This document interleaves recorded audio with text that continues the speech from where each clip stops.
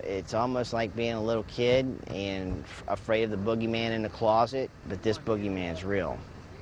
Just globs to death out there. Al Walker has been diving oil rigs for most of his life. After thousands of dives, he knows them about as well as anyone alive. I've contributed my life to preaching to everyone how positive oil drilling has impacted the marine ecosystem here.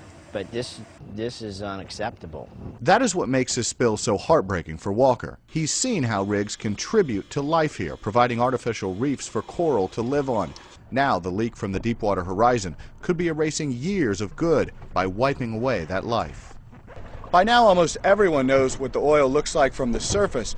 We wanted to know what it looks like underwater. Splashing here 40 miles offshore, the images are heartbreaking. Oil so thick it blocks out almost all of the light below. Because of the darkness, I stayed just 10 to 15 feet under the surface, but I could see oil in every direction as far as I could look, up and down. We also dove an oil rig to check the ecosystem there. Scott Porter, a longtime diver who studies coral reefs, went along. When we first got in the water and we passed through that first 30 feet, what I noticed was a murky haze on the water that's usually not there. Now, we'll have freshwater mixing that'll give us a haze, but this was like a chemical solution haze.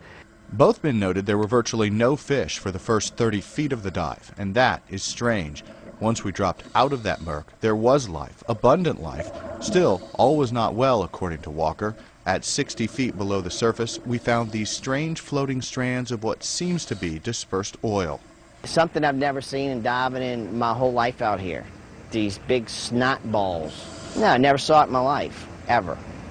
It's not just a normal algae bloom or something that goes out. Oh no, there's nothing natural about what we dove in today. Just 1 week after the spill, Walker dove the same rig we dove this week. That day, he found oil billowing, blowing by him with the current. Even then, most of the oil was underwater, but not deep down, just to about 30 feet. Then he returned 2 weeks after the explosion and saw a large, thick oil plume at about 120 feet below the surface. NOAA has now confirmed the existence of those plumes as far as 142 miles away from the leak.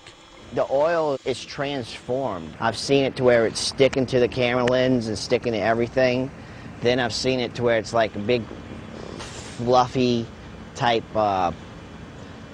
scenarios, like real soft coming at you. Walker wants to share his pictures with the world, wants everyone to see what is at stake and what's happening beneath the surface. It's why he continues to dive, despite his fear of what's in the water. It's me and a couple science buddies. We're out there swimming in the toxins, and because we care. Porter has a permit to study the coral and has been taking samples since the explosion, but it doesn't take a sample to declare how bad this really is. The stuff we saw today, I don't know of anything that would be able to live through that.